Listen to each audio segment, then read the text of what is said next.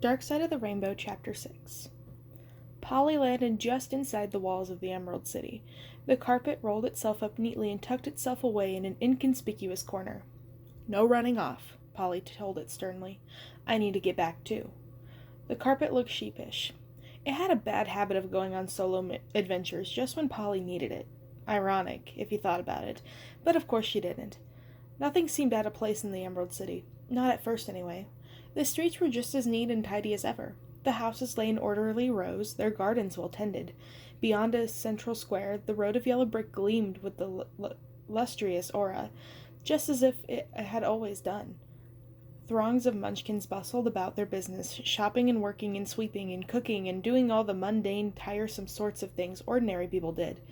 Polly had given up chores long ago. Everything looked exactly as it always had. But still, Polly could tell that something was wrong. She couldn't put a finger on it first, and then she realized. No one would meet her eyes. No one said hello. There was no friendly chatter, or no neighbor greeting neighbor with a cheerful wave, no children playing in the street, no housewives gossiping over the back fence as they pinned up their laundry to dry. No one talked to Polly at all. The munchkins parted ways for her as seamlessly as the wave splitting. But none of them would look at her. It was as if she was a ghost. And everywhere, Polly saw fear. Not the kind of fear that she was used to, a tourist who had lost track of her child, a sprite who Carmine had chastening for overlooking a guest's needs, a Gilkin who couldn't swim trying to surf. A completely different kind of fear. But their fear was only in their eyes. Their tiny mouths were stretched wide into identical, unnatural smiles. She squinted, half expecting to see some kind of pins holding their smiles up, but there were none. She wondered if it was a spell. All she knew for sure was that the smiles did not go up to their eyes, which were wild with the same fear that she seemed to feel everywhere. They were terrified. It was the fear of a person waiting for something bad to happen, the fear of a person who knew she didn't dare make a single misstep. It was a kind of fear Polly had never seen in Oz before, and it was making her very, very nervous. Her mind went to Dorothy's happiness decree idea, and her complaints about the munchkins. Is it possible she's already put up the decree into place? She made her way to the Emerald Palace. It was shut tight, another thing that had never happened before, not since Dorothy had ousted the wizard all those years ago.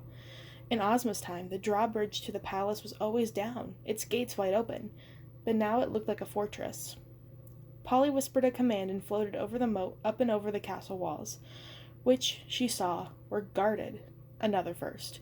She reached up into the sky, pulling down a cloak of clouds, like a child grabbing at cotton candy, covering herself from the sentry's view.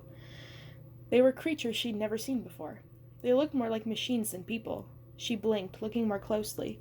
They looked like machines that had once been people. They looked like Winkies, but Winkies as they'd never been in the entire history of Oz. Some of their limbs were gone, replaced by knife-edged wheels or sharp blades or barbed hooks. Where fur met metal, the edges were bloody and infected-looking. Their faces were blank, their eyes empty as they marched back and forth atop the palace walls like robots. Polly swallowed hard. Who had done such a terrible thing? Still swathed in cloud cover, she landed lightly in front of the palace's immense main door. Like everything else, it was shut tight. An eerie silence, thick as mist, hung over the courtyard. When Polly knocked, her sharp rap echoed against the stone like a shot of a gun.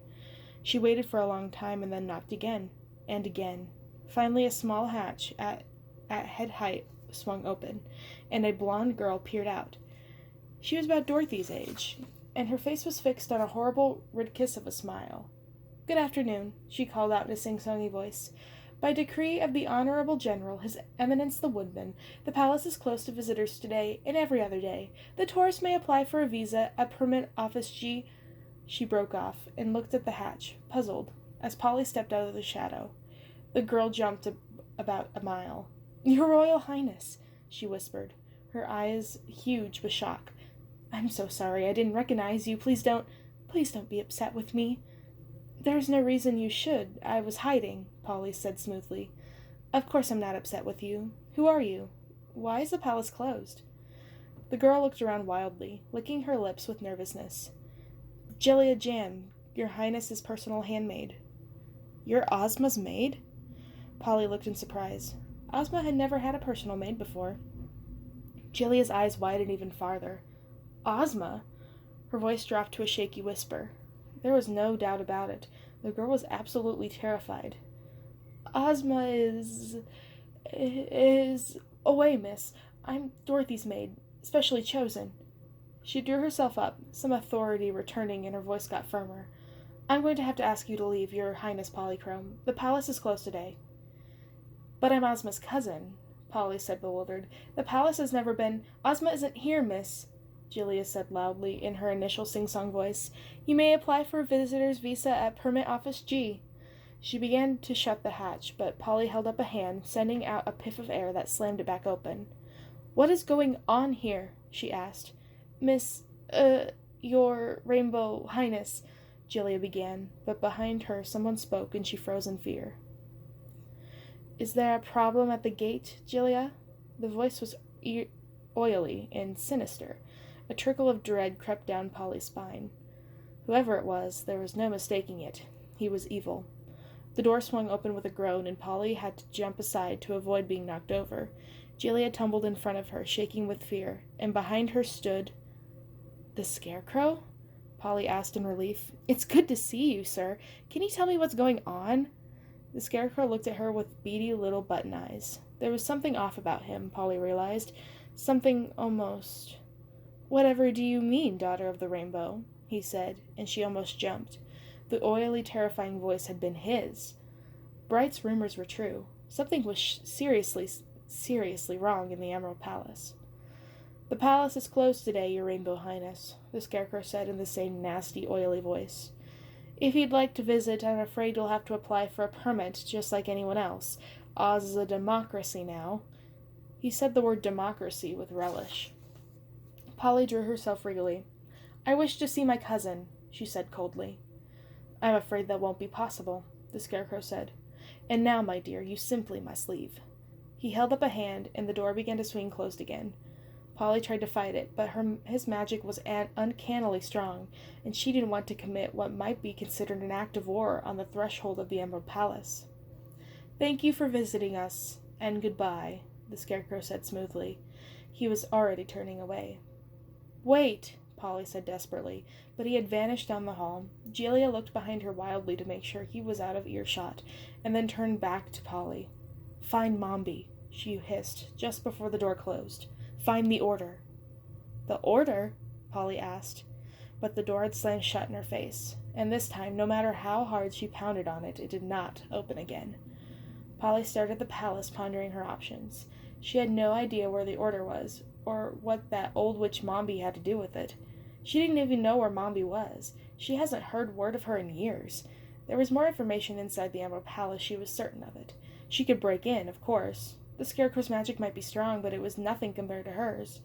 The palace couldn't keep her out, but she didn't want to do anything hasty if the palace was barred to intruders. She'd only call attention to herself by causing a scene. The best thing to do, she decided, was return to Rainbow Falls and talk to Dorothy. Whatever was going on here, she was beginning to realize that Dorothy had some part of it. And if Bright was correct, Dorothy was responsible for all of it. It didn't seem possible that that sweet-faced, tantrum-pitching girl could have caused the sheer terror she'd seen in the Munchkins' faces, the horrible, deformed Winkies, the inexplicable change in the Scarecrow. But this was Oz. The impossible happened every day. And most importantly, Polly thought, if Dorothy was behind all of this meant Ozma wasn't just away, traveling and taking time off. She was in trouble. Bad trouble. No more questions. It was time for answers.